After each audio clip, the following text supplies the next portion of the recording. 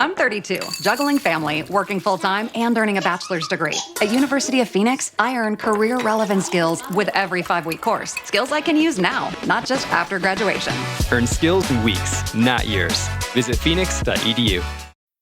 This episode is brought to you by Dogfish Head Craft Brewery. The Grateful Dead and Dogfish Head have gotten the band back together with the release of Grateful Dead Juicy Pale Ale, a light-bodied pale ale brewed with sustainable Kernza grains, granola, and heaps of good karma for a refreshing brew that's music to your taste buds. Available nationwide. Visit dogfish.com to find Grateful Dead Juicy Pale Ale in your neck of the woods. Dogfish Head Craft Brewery is located in Milton, Delaware. Please drink responsibly.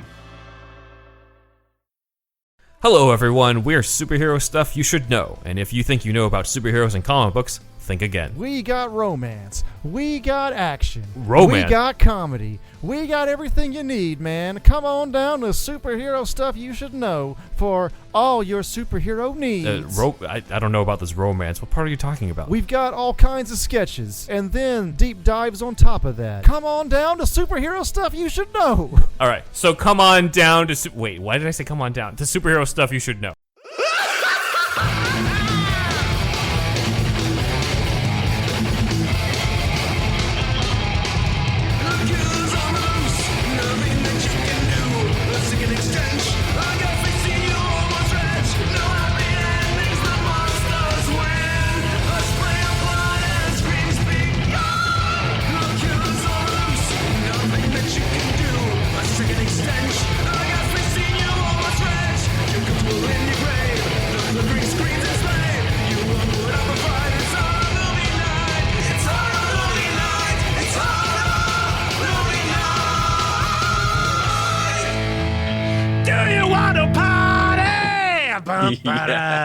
It's party time! Hey guys, it's 4th of July, or will be tomorrow, and we are finally, at long last, this has been, Kyle, you don't know this, but I feel like this is our third attempt at doing an episode on the first Return of the Living Dead. I think we've tried this at 2 different conventions, and both times got shit audio, so... No, and you almost just recorded, or no, you almost recorded without video, so you would have still had audio, yeah. but it was... This is a cursed topic over here at Horror Movie Night, so finally, third time's the charm, we hope.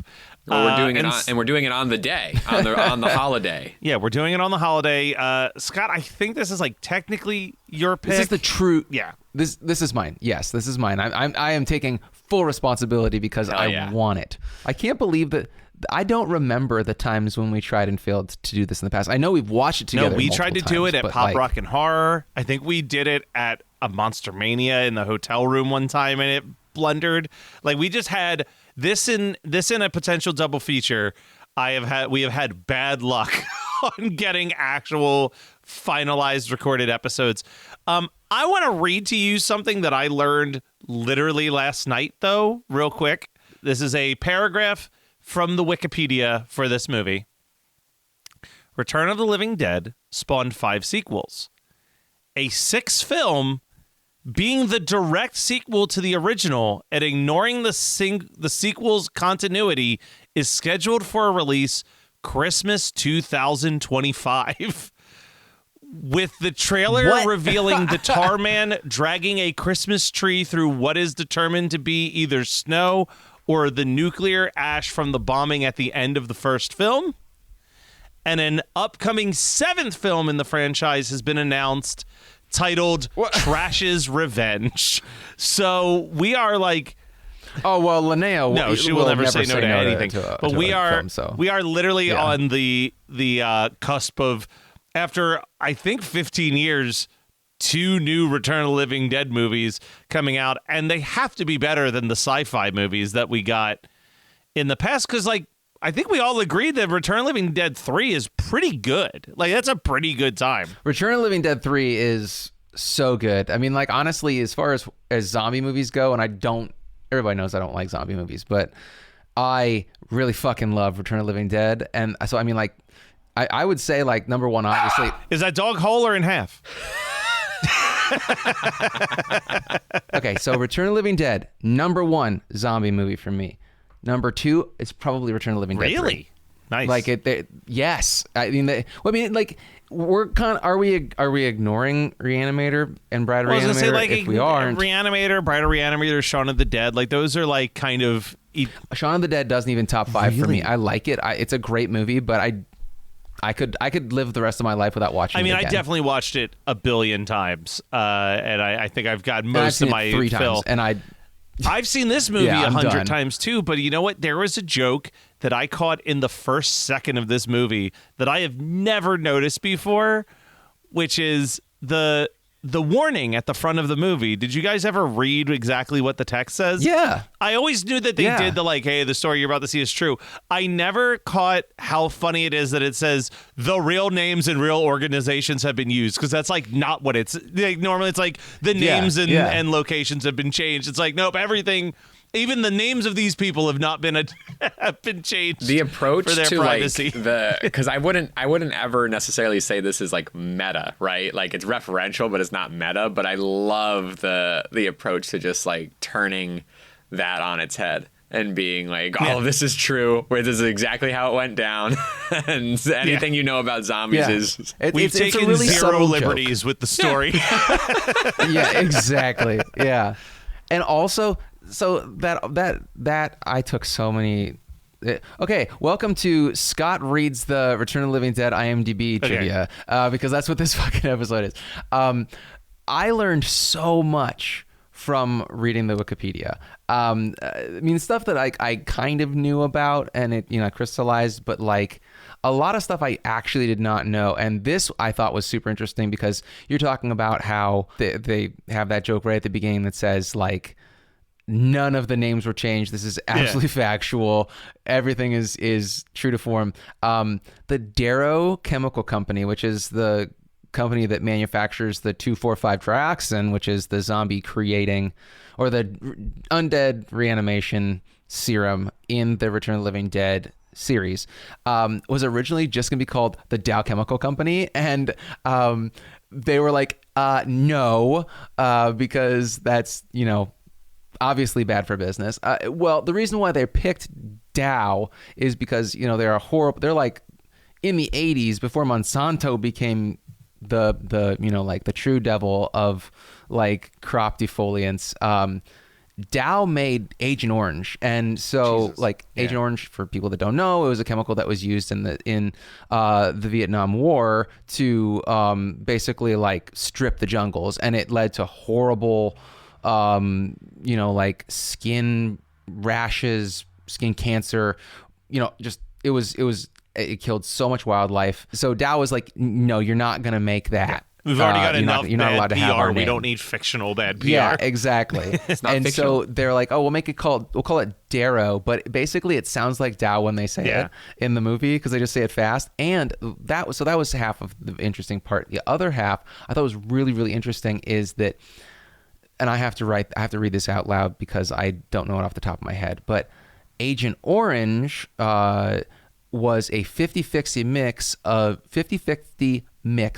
24D and 2,4,5-T. So 2,4,5-T trioxin. They did not change the name, which is really fun. Like it makes the beginning of this movie even funnier because you're like, wow, I can't believe they got away with this. This is also a impressively long cold open, especially for an 80s movie. Cold opens now in like 2025, you wouldn't like blink an eye, but for 1985 to have this long of a cold open before this awesome like opening credits meltdown sequence. I think about that let's often. address the unfortunate elephant in the room about this movie. Before we address anything else, Matthew, we need to do another cold open.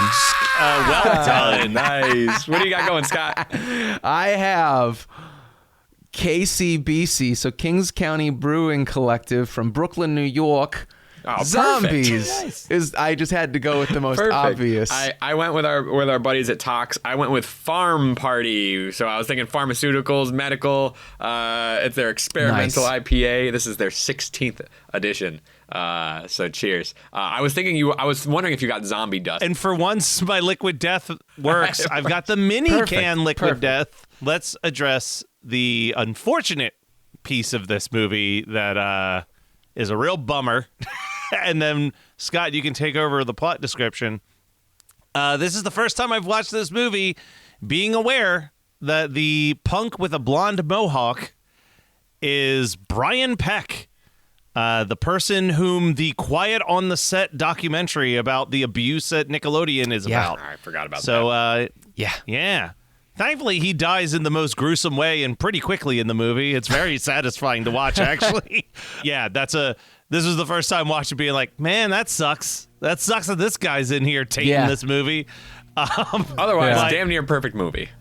It's damn near flawless. This is like a borderline flawless 80s horror movie, It's really honestly. fun because it does have so much rewatchability, because I was watching it again, and but I think I talked about this on the Reanimator episode. I've watched this movie too just a ton of times, right? And there's something about not really remembering when things happen, like when the story shifts happen. Like, yes, the cold open is so long. I forget that it takes that long to like cremate the body and then have everything takes longer than you think it should to get to the next stage of the movie. But then to me, like, the last third still is like, okay, you're sending more paramedics and cops, like, again. And I'm just like, but it all works out very well. It never feels like it's a pacing issue, though. No, it simultaneously, which I think is the crazy it's a thing. weird is you're pace, right. but it's not an issue. Everything takes longer to get to than you expect it to, but it also never feels like it's dragging while that's happening. I think Scott and I have similar stories. I remember it was playing on Sci-Fi. I was at my grandparents' house all the time watching it. And I was like, this is fine. Like, I wasn't like floored by it, right? But then a scene happens in the graveyard and it got real pixelated. Oh. And then I thought, man, I really want to rent this movie now.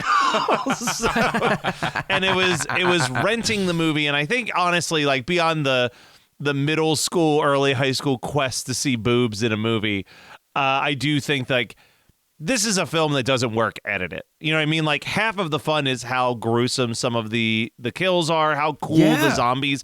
These are easily some of the coolest looking zombies that have ever been 100%.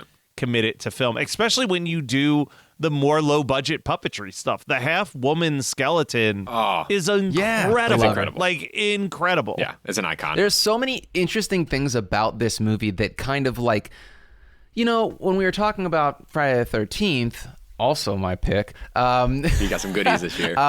We were talking about how a lot of the stuff in that movie we take for granted now because it's in every slasher movie. And the zombie genre is so heavily inspired by this film. Like, the desire to eat brains, not Night of the Living Dead, it's this movie. Yep. The idea of them being fast, the first fast zombies, this movie. There are tons of examples of how this movie has just been aped by everything after. And that, for me, I don't have a problem with that. That's not what I don't like about the zombie genre. The zombie genre, the thing about the zombie genre I don't like is literally people arguing with each other stuck in a room. And they do this in this movie, but it's really, of the hour and a half, I think it's actually, I think if I checked the runtime, it was something like 95 minutes. Yeah. And of that, we really only get 3 or 4 minutes total of people arguing and screaming at each other for no reason. I don't even think that, I mean, I guess there is always that element. For me, I just think it's been forever since I felt like a zombie movie has something new to say to me.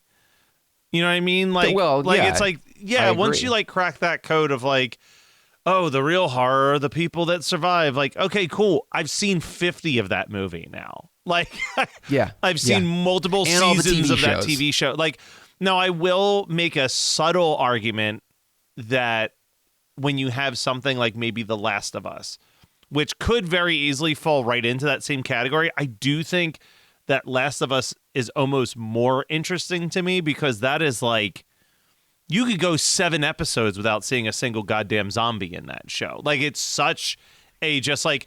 That sounds so fucking boring. Holy shit, Matt. You even sold me less on that show just now. But I think what's like, to me, I think that that's interesting because it's like, no, this is taking place in a world where we have just become fully, completely accustomed to that. These are just creatures that exist in our world. Right. And yeah. this is like the story of the people who live in that world where you've become accustomed. Like, that's probably the most interesting zombie thing in the last 20 years is like that they're not even a threat anymore. Like, they're just like that's thing. That's a drama. Yeah. Well, that's basically a sci-fi welcome drama. to I don't give a hour-long fuck shows about on that. HBO, sir. I don't know what you're expecting. Why? But I'm just saying. Exactly. People. That's my thesis right there, man. Why I don't like TV shows anymore. They're fucking boring. Dramas are stupid. Anyway, you know what I love? I love action when zombies are coming to people. So let's get into some of the plot synopsis is very, very straightforward. At the very beginning, a barrel of this 2,4,5 trioxin falls off of a military truck, and then we get to see a super cool face melt. Super interesting for me is that I did not know until I was reading the IMDb about this that the glass cracking in that beginning section where the face is melting wasn't on purpose. It was just because the heat gun that they were using to melt the wax on that face heated up the glass too much. Oh, that's And fantastic. Perfect accident. so much of this movie is kind of like happy. Well, it's accidents. I don't know if happy accidents are the words that we would use, because Dan O'Bannon was like notoriously a difficult to work with. Clue Gallagher, whatever the fuck his name, the guy who played Bert, right? Yeah. He was notoriously difficult to work with. He had like a metal bar, and they had to sneak and steal it and give him a fake one because they were worried that he was actually going to hit somebody with a metal bar because he would have these horrible tantrums on set. I mean, it's wild. So, Matt, real quick side note, you were talking about how this movie does not work very well edited. And what's so funny to me is that I don't remember when I finally saw the unedited non-sci-fi version, because I had probably seen it 2 or 3 times on Sci-Fi Channel at my grandma's house before I rented it. And I was obsessed with it already. And I was like, oh, I should probably watch the whole thing, because, like, you know, you have the funniest thing about watching this on cable in the 90s and early 2000s is that they even blurred out the prosthetic, like, torso's nipples. And I'm like, I had enough mind of my own, like, at 14 years old to be like, now that's ridiculous censorship. Like, no one's going to be jacking off to prosthetics nipples. But this is the beginning of the free the nipple movement. Yeah, exactly. Start with the zombies, and then we can get to trash. And trash's dance, I think you get to see a little butt cheek, but you never got to see any nipple, which is fine. I mean, it was sci-fi, and I didn't want my grandmother to walk in, like my 90-year-old grandmother to walk in and be like, what is this watching, trash? Scott? It is trash. What is this trash? Yeah. I also think it's super funny. Like, everybody knows all the anecdotes about Linnea Quigley's, like, crotch in that scene, because, like, it's like a cup. Yeah. Because she had full bush, and they shot the scene, and then some producer was on set and was like, oh, it's too much. She's got to shave her pubes. So she shaves her pubes completely, and he's like, oh my God, it's so much worse. And so she goes over to the fucking, so like the prop team has to like make a mold of her vagina, like her, you know, like, or her mons basically, and she had to wear that, and like they had to like a weird glue it custom onto her, merkin. and she had a horrible rash. Oh, that's brutal. Yeah, basically it's a reverse merkin. A remerkin. A reverkin. A reverkin. Yes, exactly. Anyway, speaking of more about the I will get back to the plot synopsis that literally no one listening needs, but we'll still go through it. A bunch of the things that Dan O'Bannon did in this were to make it more palatable for theatrical release. And so like the original theatrical version, Freddy's jacket, the back of it, for television, for cable, because the studio was like, oh, this is going to go on cable. So the original version, Freddy's jacket, the back, which we recognize, says fuck you. And then the version that they showed on TV has, it says, he had a different jacket made that says television version on the back of it. I've never seen that, or I've never noticed that, but I just thought that was incredible. very, very funny that so Dan O'Bannon was like, oh, this is going to be for horny dudes that just want to see zombie, like blood and boobs.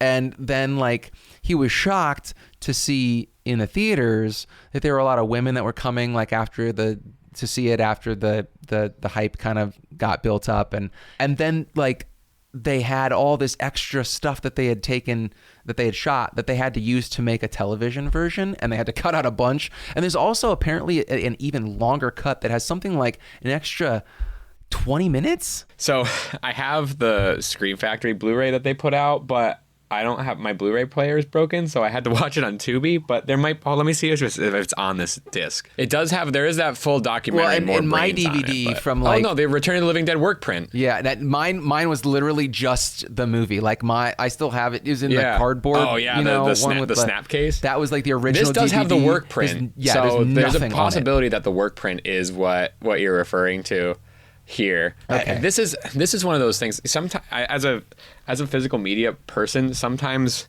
well, Matt can't attest to this because he falls asleep to commentaries and stuff, but some movies I will get. No, but I listen. I keep listening until I finish the whole commentary. Right. I don't give up. There are some movies that I could care less about what is necessarily on the disc, and that's crazy coming from me who keeps putting out special features. But like some movies I could necessarily care less. But like this is a disc that I would probably go through and watch absolutely everything on. Like this movie is so perfect, and I want to know more and more and more about how this even exists. You know, if you explain this to somebody who like has an idea of zombies, right? Who has like never heard of this movie, they might be like, "What the fuck are you talking about?" Like, well, something that Scott mentioned earlier about like this is the first time that they're eating brains thing came up. I quite literally got into a fight one time at a bar trivia. It was like a Halloween edition of bar trivia, and the question was like, the undead crave brains in this classic movie, and I wrote down Return of the Living Dead, and they weren't going to give me points. What? And I was like, listen, homeboy, he wanted. What did they think it was? Night of the Living Dead, and I'm like, homeboy, they did not want. They don't eat fucking brains. They eat meat. I quickly I made sure my point was known. yes, yeah, and they gave me my points. I argued it, but I was like, how dare you run a horror themed trivia and have that information incorrect? Like that won't happen at our horror movie night trivia in October potentially. No. Yeah, stay tuned. There'll be something. Well, let's talk about how much we do love most of these punks, right? Like they are the source of the best quotes in this whole movie. I mean, the amount of times I've said, "You think this is a fucking costume? This is a way of life." Like that's and Linnea Quigley is never so hilarious. No, this as is she truly in this the movie. best. I just love how she's like so sleazy. Originally, the woman that played the girl with the mohawk was going to be Trash. Is her name Frankie? I think that sounds right. I'm going to look at a list of the. Well, Frank. One of the characters' name is Frank. I think Frank can't is remember who's the name hitting on her, and she's like, "Get real, Frank." Yes. Okay. Yeah. And he's the one that sprays the Lysol, and Lysol said, "Oh, Lysol agreed." So Dow was like, Lysol "No, was you like, "Hell cannot." yeah. And Lysol was like, "Yeah, sure." They like the idea, quote unquote. They like the idea that Lysol would kill any conceivable odor. They're like, "Yeah, we do that." Well, so the girl that I'm talking about, who was going to play Trash, Dan O'Bannon knew her from working because she worked at a strip club, and she was like, "I don't want to be naked in this movie because I'm naked all the time at work." And so they gave her a different part, and then they got Linnea Quigley to be Trash. No kidding. Oh my God, that's incredible. I did not know that. I believe her name is Jewel Shepard. Yes. And I believe she plays the character of Casey. Oh, Casey. Okay. All right. Yep. She's the one that says choke a chicken, you right? are absolutely right. Jewel Shepard arrived in California in the early 80s, where she supported herself by working as a stripper in various strip clubs. And it was during her time stripping that she met Dan O'Bannon. You know what's super funny is that Dan O'Bannon, like, did he do this right after or right before Life Force? Because Dan O'Bannon made, I believe it's called Dark Star. Dark Star, yeah. Which is what Alien became. Yes. He's also, I don't know what he was the computer animation and graphics and miniature effects person for the first Star Wars. Was also what early a in his wild resume. ride. You know, he wanted to do Return of the Living Dead so that he didn't get shoehorned into just doing sci-fi horror. Then he followed it up with Life Force Invaders from Mars and Total Recall. So I don't think he did know a what great he was job. trying to do, so Life Force came right after this, and remember that whole little anecdotal story about Trash's crotch? The exact same thing happened in Life Force. Oh no! A lot of crotch work. A lot of crotch work for Dan. Dan O'Bannon. He's dirty probably a boy. real creep. Yeah. I'm getting the vibe that he's a real creep because I'm looking at the other movies he wrote after Total Recall, and it's Screamers, and I believe we've mentioned it before on this show, Bleeders from 1997. I hardly When know are we doing- words. All of them. When are we doing Bleeders, guys? Was Bleeders the one with the VHS cover that had the the blood in it? Yes. Okay, I thought you were going to talk about. There was also Breeders. Yes, that's which another had like the 3D box art Breeder thing of an I alien. have Breeders, not in the VHS. I just have a MGM DVD of it. I What's don't even think the we'll point? ever get to it. I don't think it's too No. rapey. Even though Oh there yeah, might no, there's no. You're telling me the movie called Breeders has a little bit of rapey? I saw that movie when I was 13, and I was like, this is not the vibe. We have a real short list, guys, in Seminoid, fucking Breeders, and a movie that Matt's picking in a month. That's right. Listen, That's right. but I will say, listen, I'm pulling this up just regardless what happens in this movie. This is still like top tier VHS box art. Oh, when I'm you're sorry, it's walking not through the video lenticular. store. It's like embossed. It's great. It's so good. It's a great box art. From what I've heard, by all accounts, I've never seen a very mediocre movie. Oh, it's so forgettable. I don't even remember what happens. No, it's in it. bad. It's real bad. Yeah, but Bleeders is a really bad movie with a super sick box because remember when they would make those Scream knives and those Scream masks that would have like the blood inside it? It was I'm explaining to Matt, like that's exactly, and to the listeners if they'd never seen. I'm looking at some photos, but obviously the photos don't give you the move full effect of squeezing the box. Yeah. I love that. Well, I love that. So, I mean, okay, what happens in this movie is the punks go to the graveyard because they're bored because their buddy Freddy got a job, and they're like, oh, what a fucking asshole for getting a job. And so, and they're just bored waiting for it to be 4th of July. So they go hang out in this graveyard. And during that time, Freddy and his new boss at the UNITA medical supply company warehouse accidentally crack open that aforementioned barrel of reanimation fluid, which aerosolizes, knocks them out. They begin to turn into zombies very slowly. It unleashes the Tar Man, which is a super awesome and iconic character. The funniest little anecdote that I have about the Tar Man is that the stuff that they put on him to make that character design was called methocell. Do you know what methocell is? It is now a food additive. Methylcellulose. If you ever get a vegan sausage, like the vegan skin on a sausage, like an impossible sausage, is made of methylcellulose. So in the 80s, it was a food additive that no one used or cared about, and now it's in all of those Impossible and Beyond Meat products, which I think is such a funny thing. Oh, that's incredible. So Tarman's vegan, even though he's eating. Well, no, I can't be. Well, no, I think that he is he's fighting against, he's raging against the vegan machine. No, I understand. Yeah. He's come back. He's come back to really wreak some havoc on the world. And so the it rains, all the 2, 4, 5 tracks, and that was aerosolized, comes down in acid rain. It reanimates the entire graveyard. The zombies are basically impossible to kill. Even their arms and legs will still attack you. If you die, you become a zombie. The only thing that you can do is burn yourself or the zombies to death.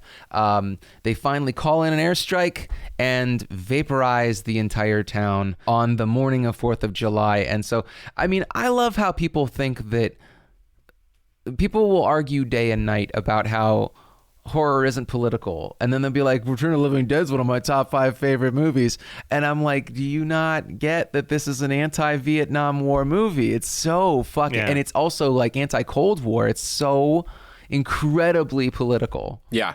I mean, the comparisons to Doctor Strangelove so clearly is right there in such a beautiful way that's like not so derivative, but still feels in the same realm. Well, especially because like as a kid, the most boring parts of this movie were anytime that we were seeing this general that's completely separated from the rest of the plot. But like now as an adult, I'm like, that's some of the funniest stuff because he's almost doing like soap opera level acting with these like almost soliloquies about these missing tanks that he must find. Like, but if, you know, like it's kind of that. brilliant how goofy he makes him. Yeah, but like he even like.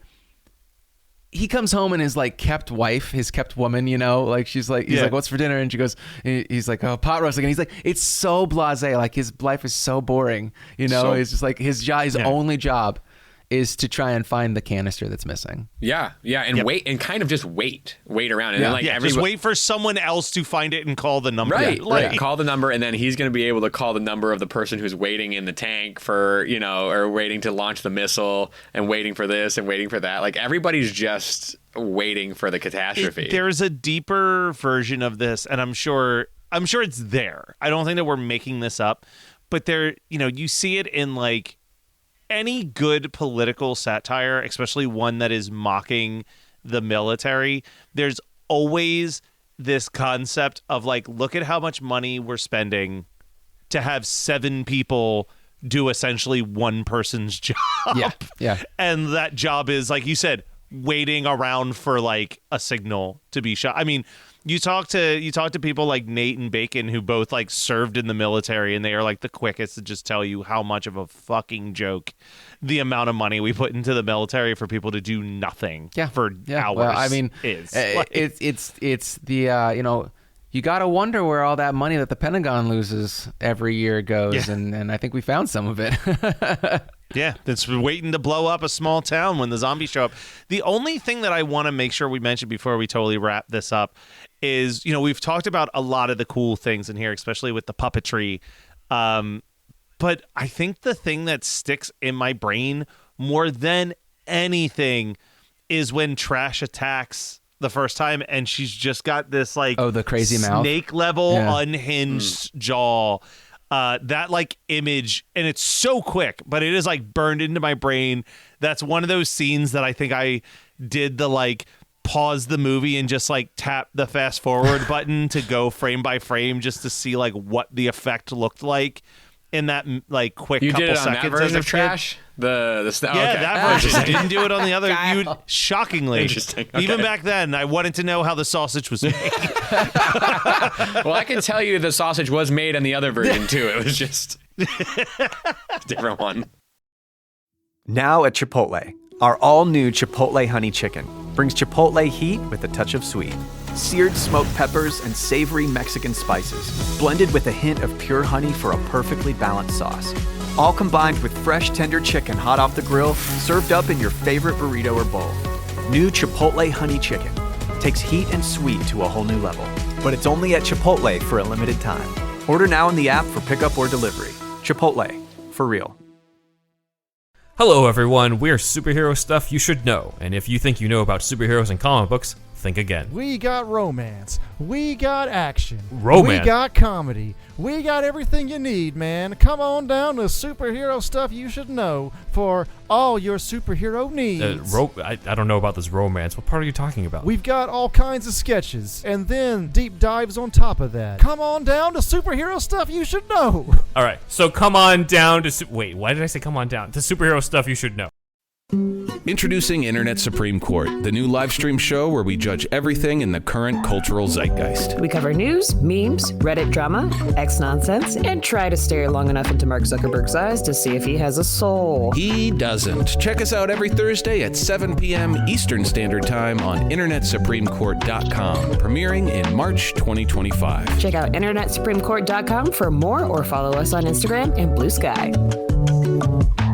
All right, Scott, you're having people over 4th of July. You're like, we're going to watch Return of the Living Dead because it's a holiday appropriate film. And people are like, that was fun. I don't want to leave. Put on something else, Scott.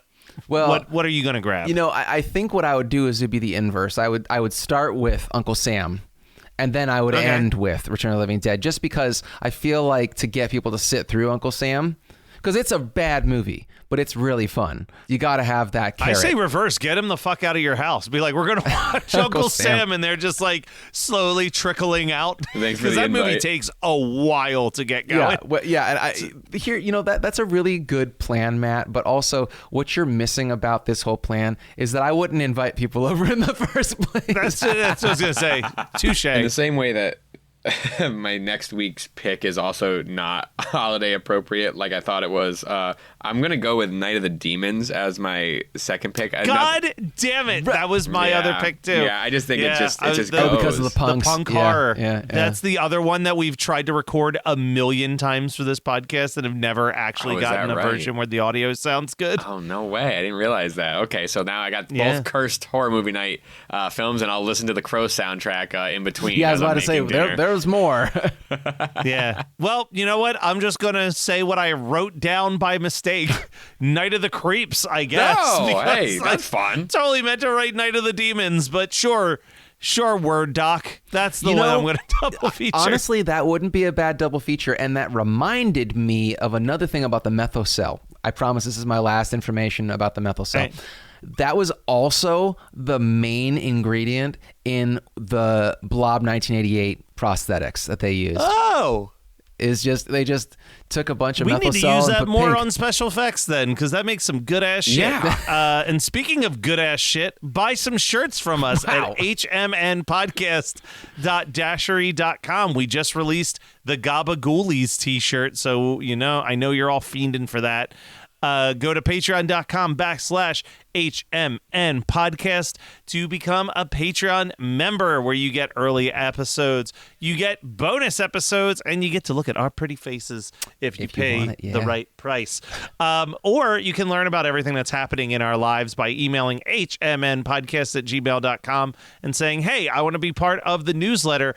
And time is ticking down for you to get in those listener submitted month stuff. The cutoff is going to be the beginning of August, because that's when we're going to start recording the episodes. So get them in soon. Soon, I say. And they must be anniversary films. Yep. Yes. Yeah. Some people are making me do some research because they're not they're not putting the years in there. I got to look up these things. And then lastly, hmnpodcast.com, where you can just see our entire back catalog. And, like, share, subscribe, write us a review, all of that good jazz. We actually got a very nice review the other day, which is a nice change of pace for us. So I wanted to read this one on the air instead of sending it as a screenshot to you guys with no context whatsoever. We got a 5-star review that says, horror movie night, so entertaining. And said, I mostly listen to these guys when I'm at work, but I share many opinions with the whole podcast crew. They talk about films as much as they can, and their back and forth banter is comedy gold. Also, bring back that Nick Cage Bees Smashing Pumpkins reference shirt. Oh! We would if we could, bro. Got DMCA takedowns and we actually got on another one. We got another nice 5-star review this month as well that says, been a fan of the podcast for 10 years. Damn. I met the hosts before, and they were very kind and genuine horror fans who love what they do. The show is fun and entertaining, and when you watch enough horror, you can start to appreciate the lighthearted comedy that they come up with in the genre. Yes. These guys get it all so well. So if you're looking for a fun horror podcast by passionate, genuine people, then look no further. It's Horror Movie Night. Oh, man, that brings a tear to my eye, because that person gets it. Appreciate them so much. And speaking of bringing a tear to your eye, Scott, what did you watch, listen to, read, etc.? What have you been crying over, brother? I feel like I know what Matt's going to talk about, and I watched that too. Maybe. We'll find out. It was on Max. It was a 2-part series. Yep. Okay, yeah, we did. But I'm not going to... I will just say I'm probably going to agree with everything you say about it. I want to say that for the next however many weeks, I have to talk to you guys about the books that I read when I was on vacation, because I smashed 6 novels. God damn. I really enjoyed Crypt of the Moon Spider by Nathan Ballingrud.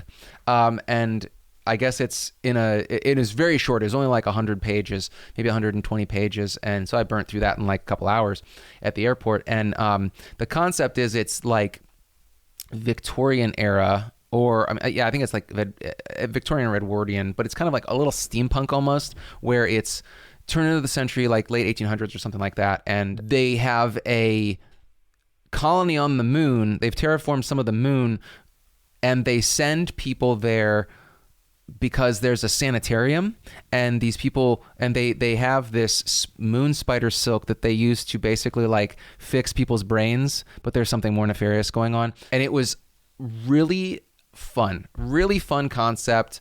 It was a fast read, and I'm looking forward to the second part of the trilogy. Just came out within the last month or two, I guess, and I haven't read it yet, but I'm looking forward to it. So yeah, Crypt of the Moon Spider, good times. Love to hear all of that. Yeah, you're right. I watched Pee-wee as himself, and it's really good. We did a nice like hour-long live stream review of it on Geekscape. So to hear my deeper thoughts, just track that down. But the basic gist is that I think that this docu-series is interesting in that it doesn't shy away from highlighting Paul Rubens' negative traits. Which is that he can be very controlling and that he can be very like a perfectionist, and that he himself admits all of those things, and that he's a difficult person to work with.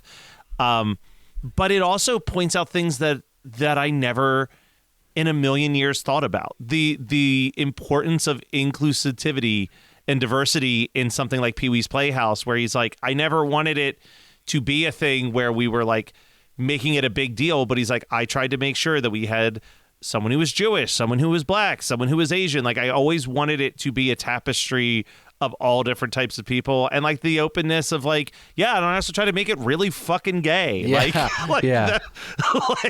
it's, you know, like him kind of being very upfront about that, but it's a really interesting, people throw around the word character study a lot, but it is truly a character study of Paul Rubens. Yeah, it's worth watching. It is one of those things where you might walk away being like, oh, I don't know how I feel about Pee-wee, or I don't know how I feel about Paul. Yeah.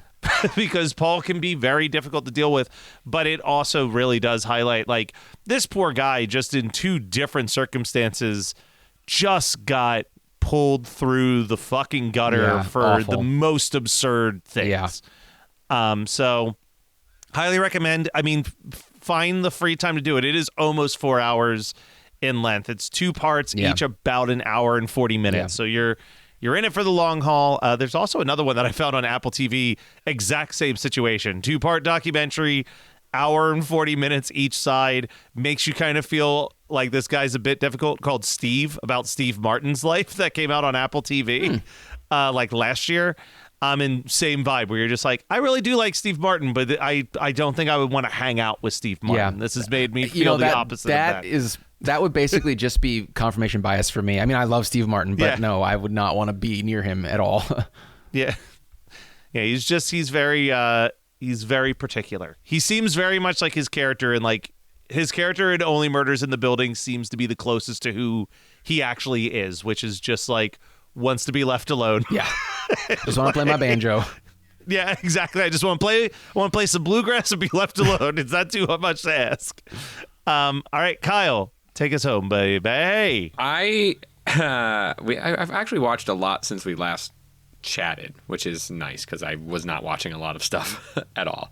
But I watched talking about the Buttercream Gang, aren't you? I was thinking about it. But you can all listen to Christian Cringe to hear me talk about Buttercream Gang and go off the fucking charts about Buttercream Gang. We had a lot of fun on that episode. That's a long episode, but it's a good episode. It's a very fun one. Thank you again for having me on, Christian Cringe. I ended up finding a DVD of 3 of the Roger Corman, Edgar Allan Poe, Vincent Price adaptations. Yeah, but there was I forgot the name of the writer, but he's a prominent horror novelist who wrote the screenplays. But Pit and the Pendulum, I had never seen. Oh, yeah.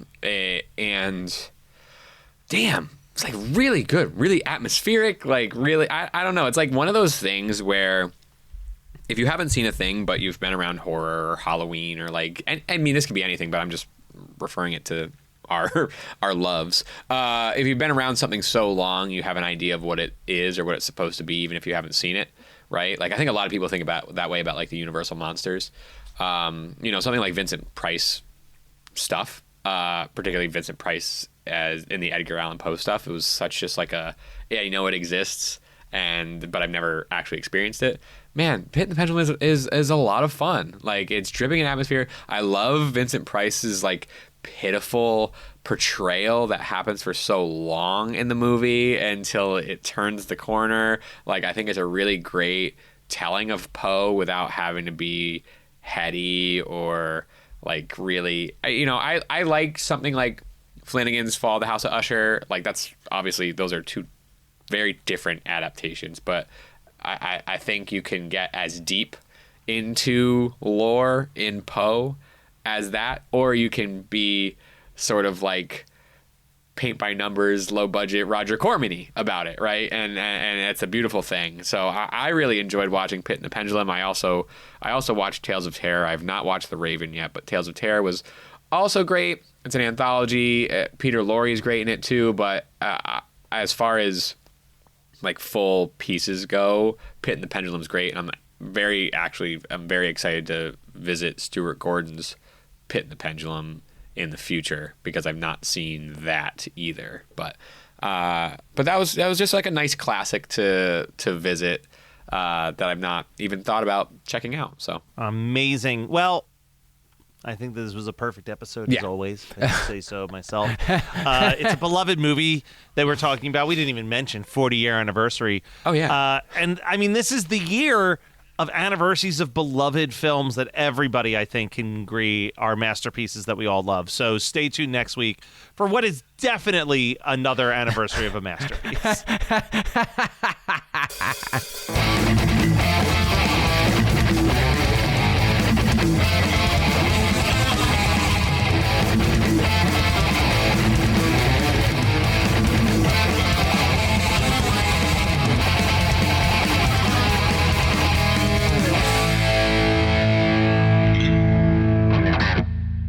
Hello everyone, we're Superhero Stuff You Should Know, and if you think you know about superheroes and comic books, think again. We got romance. We got action. Romance? We got comedy. We got everything you need, man. Come on down to Superhero Stuff You Should Know for all your superhero needs. I don't know about this romance. What part are you talking about? We've got all kinds of sketches, and then deep dives on top of that. Come on down to Superhero Stuff You Should Know. All right, so come on down to... Wait, why did I say come on down? To Superhero Stuff You Should Know. You're listening to the Geekscape Network.